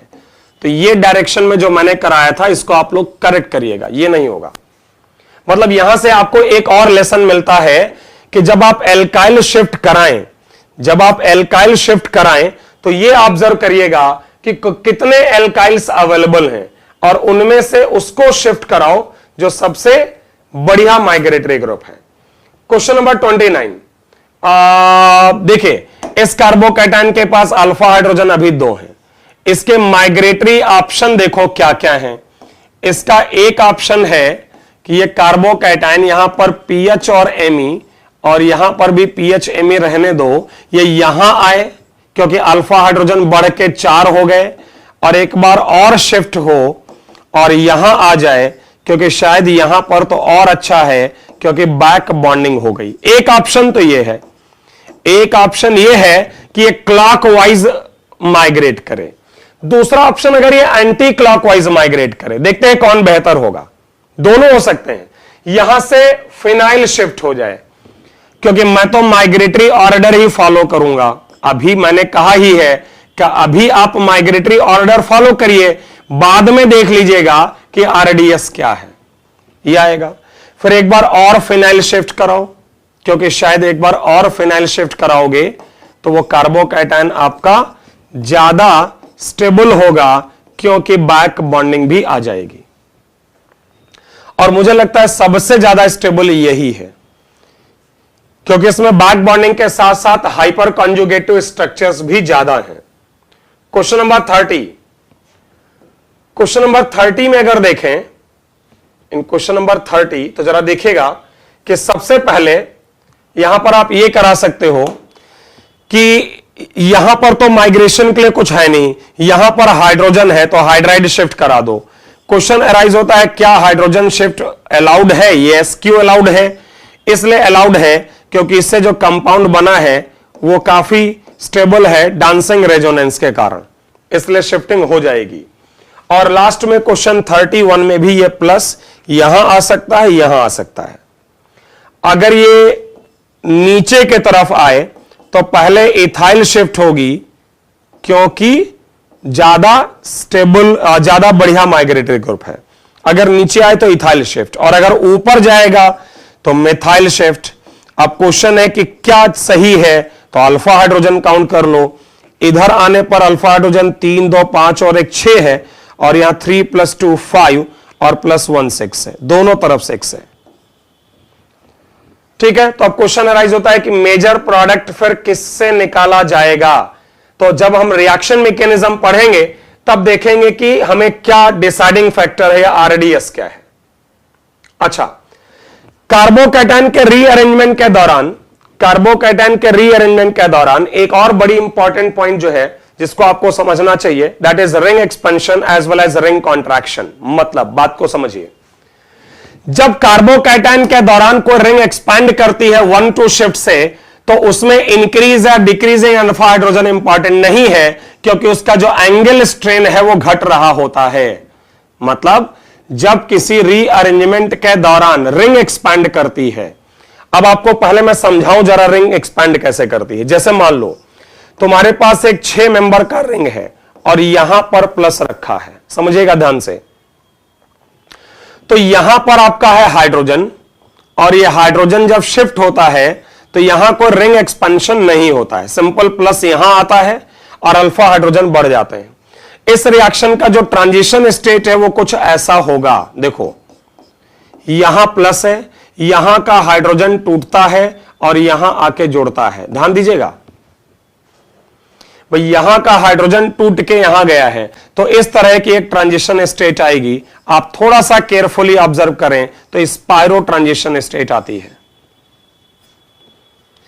जब भी रिंग के ऊपर का कार्बन, ध्यान से सुनिएगा, इतना सिंपल नहीं है ये, ऊपर का कार्बन का प्लस ये रिंग पर आता है, रिंग के बाहर का कार्बन रिंग पर आता है और हाइड्राइड शिफ्ट होती है, तो एक स्पाइरो ट्रांजिशन स्टेट होती है।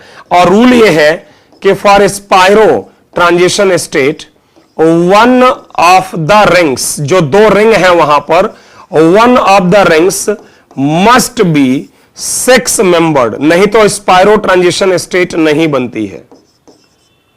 मतलब जब भी आप रिंग के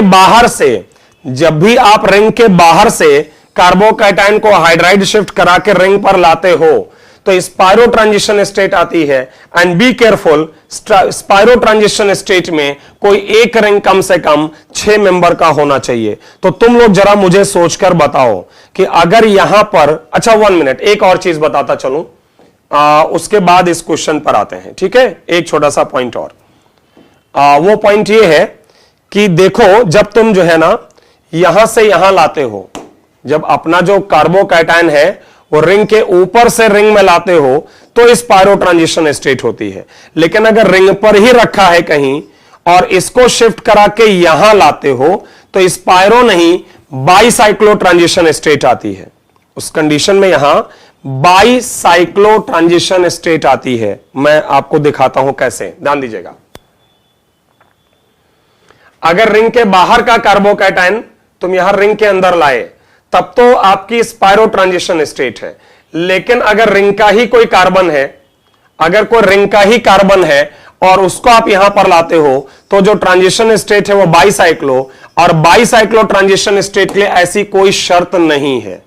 देखो जरा, इसमें जो ट्रांजिशन स्टेट बनेगी जिसमें कि प्लस यहां है, तो यहां का हाइड्रोजन टूटेगा और यहां आकर जुड़ेगा। तो देखो ये बाईसाइक्लो ट्रांजिशन स्टेट है। जब रिंग के ऊपर ही ट्रांसफर होगा ना तो बाईसाइक्लो ट्रांजिशन स्टेट है, उसके लिए कोई कंडीशन नहीं है। बट रिंग के बाहर का प्लस रिंग के अंदर अगर आएगा तो ट्रांजिशन स्टेट स्पाइरो है, और उसके लिए जरूरी है कि कम से कम कोई एक रिंग जो है वो 6 मेंबर की होनी चाहिए। तो तुम लोग जरा ध्यान दो, एक बात बताओ, अगर 5 मेंबर के रिंग है और रिंग के ऊपर प्लस है तो इसको रिंग पर माइग्रेट करने में, चाहे वो यहां आ जाए या यहां आ जाए, कोई प्रॉब्लम नहीं है, क्योंकि इसमें बाईसाइक्लो ट्रांजिशन स्टेट आएगी। लेकिन सोचो अगर 5 मेंबर रिंग है और प्लस यहां है और इसको तुम हाइड्राइड शिफ्ट से यहां लाना चाहो तो ये अलाउड नहीं है। क्यों? क्योंकि ट्रांजिशन स्टेट जो है स्पाइरो आएगी। भाई यहां पर अगर प्लस है और यहां का H टूटेगा और यहां आएगा तो ट्रांजिशन स्टेट स्पाइरो है और उसमें 5 मेंबर के रिंग अलाउड नहीं है।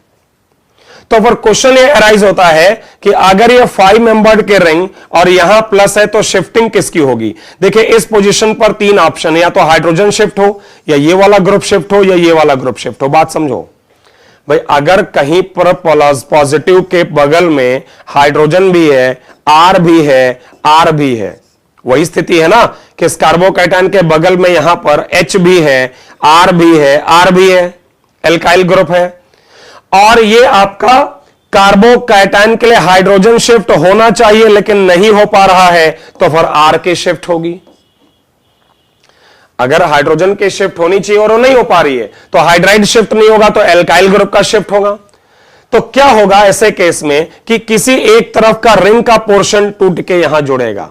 जरा समझने की कोशिश करिएगा। अब यहां पर 6 मेंबर का जब रिंग था तो इस तरह का कोई इश्यू नहीं था, लेकिन जब 5 मेंबर का रिंग है तो इस पोजीशन पर जो कार्बन ग्रुप इधर इधर जुड़े हैं इनमें से किसी एक तरफ का टूट के यहां ट्रांसफर होगा, क्योंकि हाइड्रोजन की शिफ्ट नहीं हो पा रही है।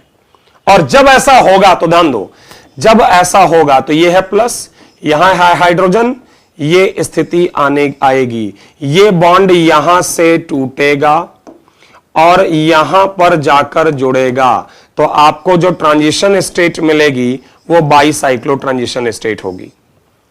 तो और फाइनली ये यहां से टूट के जब यहां जुड़ जाएगा तो तुम्हारी रिंग आ जाएगी 6 मेंबर की।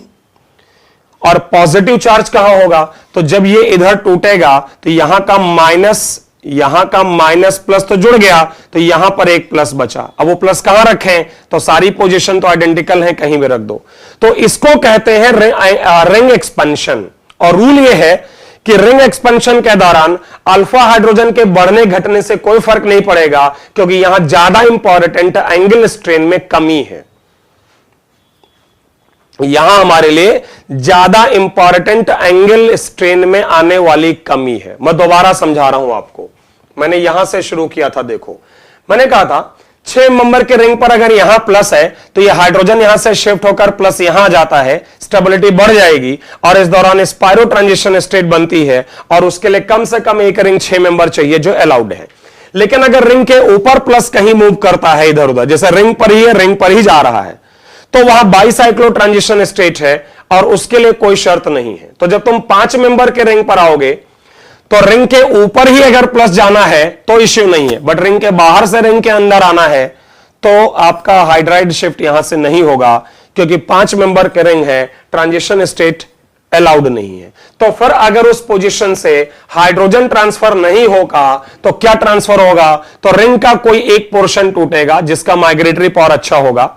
फिलहाल सिमेट्री है, दोनों तरफ का रिंग का पोर्शन सही है, एक जैसा है, तो कोई एक टूटेगा और इससे जुड़ेगा, इसमें आएगी बाईसाइक्लो ट्रांजिशन स्टेट और रिंग का एक्सपेंशन हो जाएगा।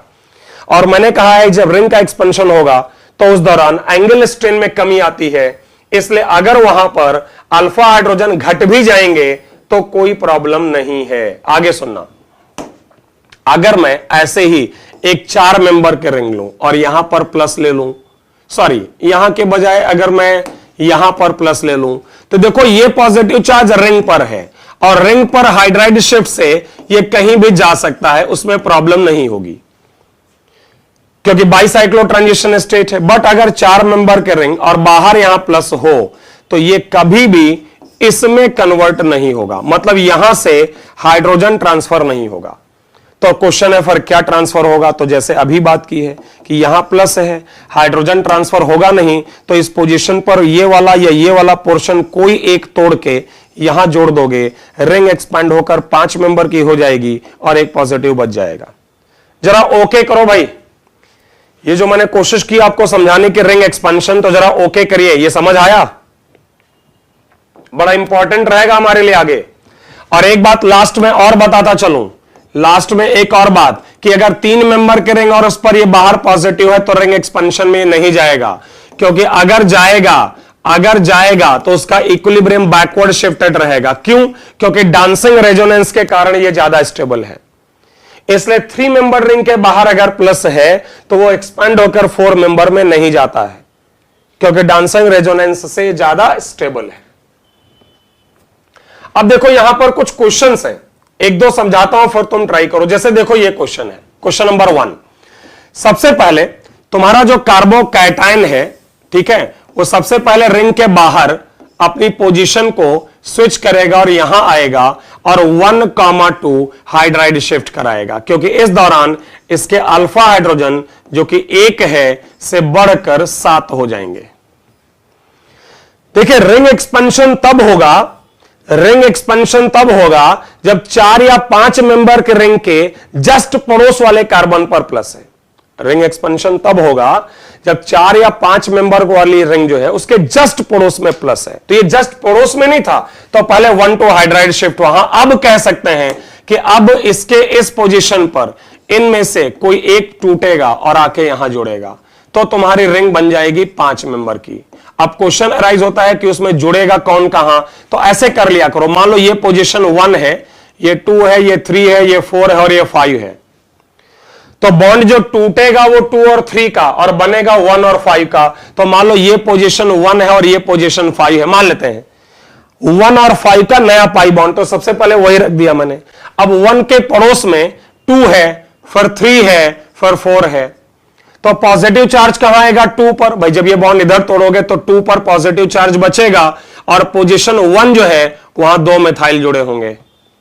और जब एक बार ये यहां आएगा तो आप लोग केयर करो तो शायद अभी एक बार ये और मिथाइल शिफ्ट कराएगा, चाहे यहां आ जाए चाहे यहां आ जाए, क्योंकि फिर से अल्फा हाइड्रोजन बढ़े। बात समझो, पहले हाइड्राइड शिफ्ट हुई, अल्फा हाइड्रोजन बढ़े, फिर रिंग एक्सपेंशन हो गया और उसके बाद फिर हाइड्राइड शिफ्ट हुआ क्योंकि अल्फा हाइड्रोजन और बढ़ जा रहे हैं। ठीक है, एंगल स्ट्रेन भी कम हुआ और अल्फा हाइड्रोजन और बढ़ गए। तो ये एक क्वेश्चन मैंने आपको एक्सप्लेन किया है, जरा ट्राई करो। ये आपके सामने 6 क्वेश्चंस हैं इनफैक्ट, या टोटल करीब 9-10 क्वेश्चंस हैं, 7 to 10 ये है आपके पास, और इसके बाद 11 to 13, 14। तो ये सारे क्वेश्चन जो हैं ये इसी पर बेस्ड हैं, आपके रिंग एक्सपेंशन के कॉन्सेप्ट पर। ओके, तो एक बार आप ट्राई कर लो, फिर मैं आपको एक्सप्लेन करता हूं। चलो क्वेश्चन नंबर 2 से शुरुआत करो और देखो रीअरेंज्ड कार्बोकैटायन का क्या स्ट्रक्चर आएगा। चलिए शुरू हो जाइए। और ये एडवांस लेवल का ही डिस्कशन है, मैं ये जरूर कह दूं आपसे कि ये जो आप डिस्कस कर रहे हो इस पर बेस्ड क्वेश्चंस सिर्फ एडवांस में ही आते हैं। तो एक बार जरा प्रयास करिए। ओके, तो अगर मैं क्वेश्चन नंबर 2 से शुरुआत करूं तो देखो यहां भी अगर इस पोजीशन पर दोनों तरफ का ग्रुप एक जैसा है, किसी एक को एक्सपैंड करा दिया जाए तो आपका रिंग बन जाएगा 5 मेंबर्ड। और कौन सा पोजीशन किसका है? तो अगर ये 1 है, ये 2 है, ये 3 है, ये 4 है, ये 5 है, तो नया पाई बॉन्ड मान लेते हैं ये 1 है और ये 5 है। तो पोजीशन 5 पर एक मिथाइल है, साइड में आपको यहां दिख रहा होगा, और पोजीशन 3 पर मिथाइल है। तो अगर ये 1 और ये 5 है तो 5 पे मिथाइल और 1 2 3 3 पे मिथाइल, और पॉजिटिव चार्ज बचेगा 2 पर, मतलब यहां पर। ठीक है, और इसके बाद ये शायद फर्दर हाइड्राइड शिफ्ट होकर ये नीचे आ जाएगा क्योंकि अल्फा हाइड्रोजन बढ़ जाएंगे। यहां भी देखो, एक बार सबसे पहले हाइड्राइड शिफ्ट हो तो ये आपका यहां आ जाएगा, अल्फा हाइड्रोजन बढ़ेंगे। फिर एक बार और हाइड्राइड शिफ्ट हो तो अल्फा हाइड्रोजन शायद और बढ़ेंगे, और इसके बाद इस कार्बन पर जुड़े दोनों तरफ का पोजीशन एक ही जैसा है, किधर से भी तोड़ दो और आपका रिंग बन जाएगा 6 मेंबर का। अब कहां प्लस और कहां आपके ग्रुप जुड़े होंगे? तो मान लो ये 1 है तो 1 पर इथाइल और मिथाइल है, और ये 2 है, 2 पर पॉजिटिव है, और फिर 3 4 5 और 6 और जो कि उससे जुड़ा है। तो ये स्थिति आएगी। अब आप चाहे तो इसमें फर्दर एक्सपेंशन अरेंजमेंट करा सकते हैं, शायद नीचे भी, मतलब यहां से ये नीचे आ सकता है। देखिए एक बात बताएं, अगर कार्बोकैटायन के पास मल्टीपल ऑप्शन है रीअरेंजमेंट के, अगर कार्बोकैटायन के पास मल्टीपल ऑप्शन है तो वो सारे ऑप्शंस को एक्सप्लोर करेगा। और या फिर यहां, क्योंकि इथाइल ग्रुप का माइग्रेटरी पावर बेहतर है तो इथाइल शिफ्ट करा दें। इस पोजीशन में ये पॉजिटिव रिंग पर नहीं है, रिंग के बाहर नहीं है, रिंग पर है, और ये फर्दर बिना रिंग एक्सपेंशन के यहां आ सकता है, अल्फा हाइड्रोजन बढ़ जाएंगे, आप चेक करो, और या फिर यहां भी आ सकता है। और रिंग एक्सपेंशन का इस बार तो सवाल ही नहीं उठता है। हां, एक बात जरूर है कि अल्फा हाइड्रोजन यहां दोनों जगह इसके बढ़ गए हैं। Next question number 5। Question number 5 में देखिए, इस पॉजिटिव के लिए ये दो माइग्रेटरी ग्रुप हैं। माइग्रेटरी पावर बेहतर ऊपर वाले की है, क्यों? क्योंकि यहां एक एक्स्ट्रा मिथाइल है जो अपने प्लस आई से माइग्रेटरी पावर को बढ़ाएगा।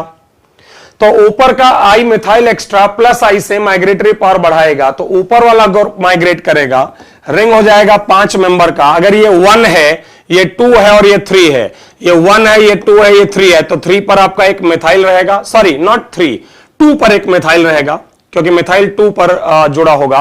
1 आप चाहे तो कंफ्यूजन है तो लोकेशन भी आप लोग रख सकते हैं, 1 2 3 4 5। नया पाई बॉन्ड किसके बीच है? लेट से 1 ये है और 5 ये है, तो नया पाई बॉन्ड 1 और 5, पॉजिटिव चार्ज है 2 पर और मिथाइल है 3 पर, यह स्थिति आएगी। और ऑब्वियसली ये आपका कार्बोकैटायन रिंग पर ही हाइड्राइड शिफ्ट करा के इसके पास दो ऑप्शन हैं, दोनों में जा सकता है। मेजर ये रहता है क्योंकि ये ज्यादा स्टेबल है। देखिए, अगर कार्बोकैटायन के दोनों तरफ ऑप्शन है तो दोनों तरफ शिफ्ट होगा। हाँ, मेजर कौन है वो तुम स्टेबिलिटी से डिसाइड कर सकते हो, बट हो दोनों सकते हैं क्योंकि ये दोनों जो हैं ओरिजिनल से ज्यादा स्टेबल हैं। 3 वाला 4 में नहीं जाएगा, बात हो चुकी है। यहां भी ये 3 वाला है तो ये फर्दर रीअरेंज नहीं होगा। इनफैक्ट ये दोनों क्वेश्चन सेम है, दोनों में डांसिंग रेजोनेंस है। लेकिन 9th में अगर मैं बात करूं, सबसे पहले तो 9th में जो ये पॉजिटिव चार्ज रखा है इसकी लोकेशन मुझे सही करनी है। ये प्लस यहां है, मेरी बात ध्यान देना। अगर मान लो ये 6 मेंबर के रिंग और यहां साइक्लोप्रोपाइल और ये प्लस, तो मैं कह रहा हूं ये फर्दर रीअरेंज नहीं होगा।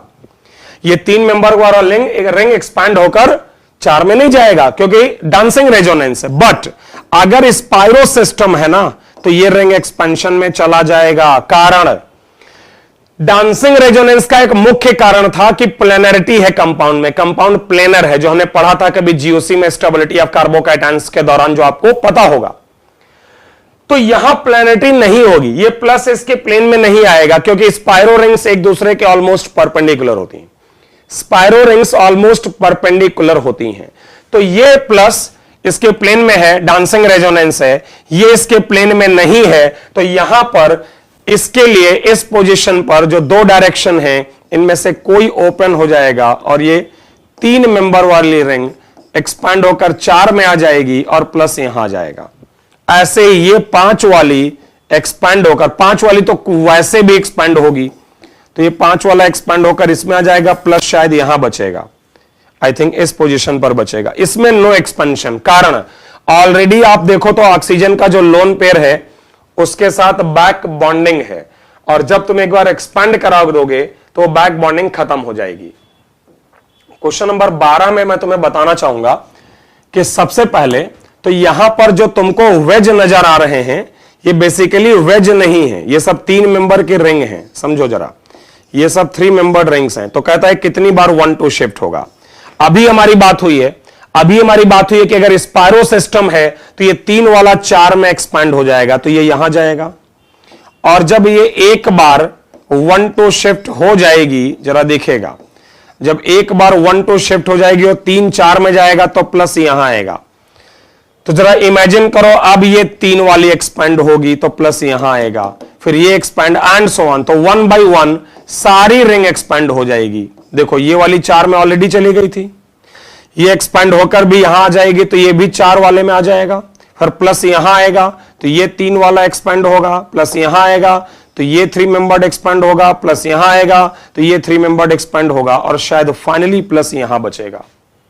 तो कितनी बार 1 2 शिफ्ट हुआ? एक बार 3 मेंबर को 4 में बनाया गया है, तो 5 रिंग है 3 मेंबर की, तो शायद 5 बार ही 1 2 शिफ्ट हुआ होगा। 5 बार है ना, तो 5 बार ही 1 2 शिफ्ट हुआ होगा। तो ये बड़े अच्छे क्वेश्चंस हैं और बहुत अच्छे जेई एडवांस लेवल पर आपके प्रॉब्लम्स बनेंगे। इनफैक्ट इतना डिटेल्ड डिस्कशन यूजुअली रीअरेंजमेंट में लोग करते ही नहीं है। उसका रीजन है कि ये इतना सिंपल नहीं है एक्सप्लेन करना भी और स्टूडेंट्स को समझाना और समझना, बट आई एम श्योर कि आपको क्लियर हो रहा होगा और आप बहुत अच्छे अच्छे क्वेश्चंस कर लोगे। 13th क्वेश्चन में अगर मैं बात करूं तो देखो प्लस यहां है, ये कभी भी यहां नहीं आना चाहिए, चाहेगा। देखो ये स्थिति ऐसे कुछ है, ये आपकी स्थिति जो है वो ऐसे कुछ है। तो हाइड्राइड शिफ्ट से तो कोई फायदा है नहीं, यहां से यहां करा दें उससे तो कोई फायदा है नहीं। तो यहां एक ऑप्शन ये है कि इस पोजीशन पर तुम अगर ध्यान दो, समझिएगा इस पोजीशन पर, तो हाइड्राइड शिफ्ट कराने का कोई फायदा नहीं, क्योंकि हाइड्राइड शिफ्ट कराओगे और वहां का हाइड्रोजन यहां लाओगे तो ब्रिजहेड पर कार्बोकैटायन आएगा, स्टेबल नहीं होता है। दूसरा ऑप्शन है वहां हाइड्रोजन कराने के बजाय देखो इसके ऊपर ये भी तो ग्रुप जुड़ा है ना एक, और ये भी एक ग्रुप जुड़ा है, तो कोई एक ग्रुप तोड़ के और यहां ट्रांसफर कर दो, चाहे इस पोजीशन से आप कोई भी एक ले सकते हो। मैं दोबारा आपको बता दे रहा हूं, मैंने ये कहा है कि इस पोजीशन पर हाइड्रोजन जो था भाई इसके पड़ोस की पोजीशन से लाओगे ना, तो यहीं से लाओगे, यहां से तो कोई फायदा है नहीं, क्योंकि यहां से अगर लाओगे तो वो दोनों पोजीशन तो सिमेट्रिकल हैं, स्टेबिलिटी पर कोई फर्क नहीं पड़ेगा। तो यहां H नहीं ला सकते, तो कोई एक पोर्शन आप इसका तोड़ लो, जैसे मान लो लेट से इसका तोड़ लिया जाए। अब अगर इसको तोड़ के इस पोजीशन से आप इसको यहां ले आते हैं तो देखिए स्थिति कुछ ये बन रही है, और हमें देखना है कि क्या इससे स्टेबिलिटी पर कोई फर्क पड़ा है। जैसे ये ऐसे आ जाएगा और प्लस यहां आ जाएगा, तो मुझे लगता है इससे कोई फर्क नहीं पड़ेगा, क्योंकि same number of alpha hydrogen, same structure है। तो फाइनली आप लोग समझ लो कि इस पर्टिकुलर केस में कोई आपका रीअरेंजमेंट नहीं होगा। बट आगे सुनना, बट अगर मैं सेकंड केस की बात करूं यहां पे, और यहां पर भी इसके पड़ोस से हाइड्रोजन तो आ नहीं सकता है, लेकिन अगर इस पोर्शन को मैं शिफ्ट कराऊं तो जहां तक मुझे लगता है कि शायद आपकी स्टेबिलिटी कुछ बढ़ सकती है। ये यहां आ जाए और प्लस यहां आ जाए, ओके। तो ये आपका जो प्लस है वो कभी यहां हो सकता है। ऐसे प्लस को डी लोकेलाइज्ड पॉजिटिव चार्ज कहा जा सकता है। हालांकि इससे इसकी स्टेबिलिटी में कोई बदलाव नहीं आता है, इससे इसकी स्टेबिलिटी में बदलाव नहीं आता है। तो आइडियली ये भी मैं कहूंगा कि कोई फर्क नहीं पड़ता है और ये नहीं होना चाहिए, क्योंकि दोनों में ही स्टेबिलिटी में कोई बदलाव नहीं आया। बट इतना जरूर है कि ये पॉजिटिव चार्ज डीलोकेलाइजेशन के कारण कुछ स्टेबिलिटी जरूर चेंज होती है। एग्जैक्ट इसका जो कॉन्सेप्ट है वो मैं आपको तब सिखाऊंगा जब मैं आपको एग्जैक्टली क्वेश्चंस कराऊंगा मार्कोनी काप्स एडिशन वगैरह के, और जहां के हम प्रोडक्ट में बात करेंगे कि मेजर क्या हो सकता है। एक बात मैंने आपको ऑलरेडी बोल रखी है कि अगर बैक बॉन्डिंग है तो फर्दर रीअरेंजमेंट नहीं होगा। तो देखो एक बार तो ये 5 मेंबर के रिंग पर ये पॉजिटिव चार्ज जुड़ा है, तो एक बार तो इधर या इधर में से कोई ग्रुप रीअरेंज होकर यहां आ जाएगा, ठीक है, समझो जरा। और स्थिति कुछ ये बनती नजर आ रही है कि लेफ्ट में जो 5 मेंबर्ड है, लेफ्ट वाला जो 5 मेंबर्ड है वो शायद 6 मेंबर्ड, और ये 5 ही रहेगा।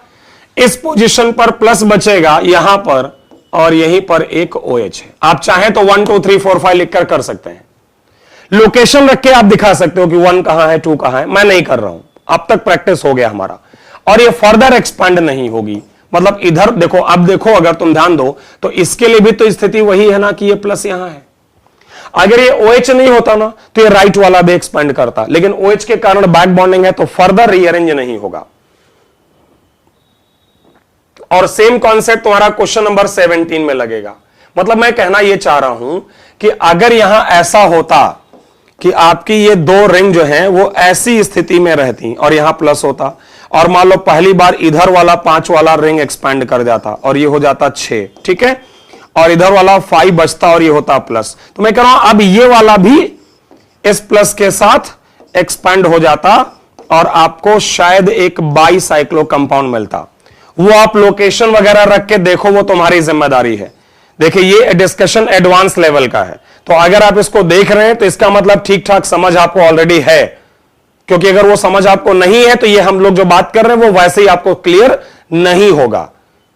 तो आपको ठीक ठाक समझ है तो आप वो लोकेशंस रख के खुद से कर लोगे। क्वेश्चन नंबर 17 में अगर बात करें तो यहां भी देखो, बस इस रिंग की अगर मैं बात करूं तो यहां पर एक बार एक्सपेंशन तो हो जाएगा इस प्लस के करस्पॉन्डिंग, तो राइट वाली रिंग 5 मेंबर्ड रिंग में कन्वर्ट हो जाएगी, बट चूंकि OH है तो ये फर्दर एक्सपेंड नहीं होगी। तो ये ख्याल रखिएगा जो मैंने आपको बताया है कि मतलब दोनों रिंग का भी एक्सपेंशन हो सकता है, लेकिन अगर एक रिंग का एक्सपेंशन के बाद कार्बोकैटायन आपका बैक बॉन्डिंग में आ गया तो फर्दर उसका एक्सपेंशन नहीं होगा। यहीं पर एक और मुझे लगता है छोटा सा पॉइंट है जो आप लोगों को जानना चाहिए। जैसे पीछे अभी मैंने बताया आप लोगों को कि 3 मेंबर की जो रिंग है वो फर्दर एक्सपैंड नहीं करती है। मैंने कहा 3 मेंबर के रिंग, जैसे मैंने कहा कि अगर ये 3 मेंबर्ड रिंग है और यहां प्लस है और अगर आप लेट से इसको एक्सपैंड करा देते हो, ये इसकी एक्सपेंशन मैकेनिज्म है, तो ये ऐसे बनेगा, लेकिन वो कम स्टेबल होगा क्योंकि ये डांसिंग रेजोनेंस में है, तो ये वापस आ जाएगा, मतलब कॉन्ट्रैक्ट हो जाएगा। और ये रिवर्सिबल रिएक्शन है जिसका इक्विलिब्रियम कांस्टेंट हमेशा लेस देन 1 रहता है। मतलब अगर कंटेनर में ये है तो ये भी रहता है, ऐसा नहीं है, लेकिन ज्यादा स्टेबल उधर वाला रहता है। अच्छा, एक्सपेंशन का मैकेनिज्म तो ये है, तो कॉन्ट्रैक्शन का मैकेनिज्म क्या है? जैसे 4 मेंबर वाली रिंग कैसे कॉन्ट्रैक्ट होगी 3 में? तो सबसे पहले इसमें से और इसमें से ये 2 बॉन्ड, ये नहीं, जो प्लस से लगे हैं वो नहीं, इनमें से कोई एक तोड़ दो प्लस की तरफ, तो ये डबल बॉन्ड बन जाएगा।